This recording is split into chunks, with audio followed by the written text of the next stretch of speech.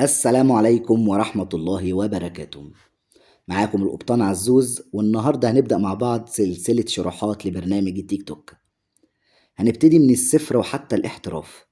هنتكلم طبعا في سلسلة الفيديوهات ديت، وهنتكلم مع بعض ازاي تقدر تستخدم البرنامج، ازاي تقدر تحقق منه أرباح، طرق الأرباح من التيك توك، ازاي تكبر صفحتك وتزود متابعينك، ازاي تكتسب متابعين يفيدوك باللايف بتاعك.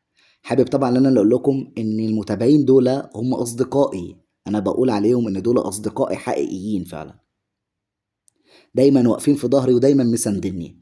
انا هعلمك ازاي تكتسب اصدقاء موجودين في قلب البرنامج يساندوك في قلب البرنامج.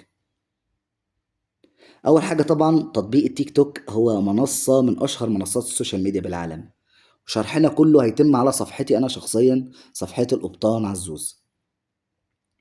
طبعا البرنامج بيسمح لك اللي انت تنشر فيديوهات قصيرة مدتها من ثواني لدقايق، زي الفيديوهات اللي انا رافعها ديت، وهقول لك ايه فايدتها وايه لازمتها اللي انت ترفعها. كمان تقدر من خلاله اللي انت تنشر مواهبك، مواهب كوميدية، مواهب ثقافية، معلومات دينية. كمان اللي انت ممكن كمان تقدر تنشر فيديوهات عادي قصيرة من اي منصة انت تتخيلها، وده هنتعلمه مع بعض كمان. لكل الناس اللي هي مش حابة تظهر زي أنا كده، كمان أنا قناة كلها معتمدة اللي أنا ما بظهرش من خلالها بظهور شخصي أو اللي أنا أظهر بوشي.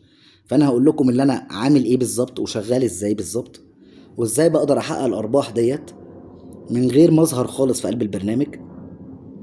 حابب طبعا اللي أنا أختم الفيديو الأولاني دوت، أنا كنت بس بادئ فيه اللي أنا حابين اللي إحنا نتعرف على بعض، وحابين اللي إحنا نطلق أول سلسلة بإذن الله يا رب، واستنوني في الفيديو الجاي.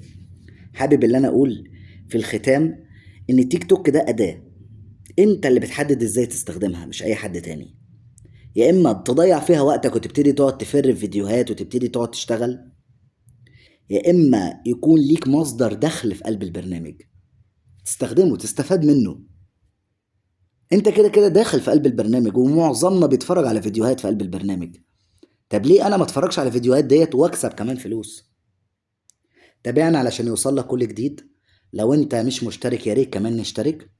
وشكرا ليكم، وبإذن الله استنوني في الفيديو الجاي.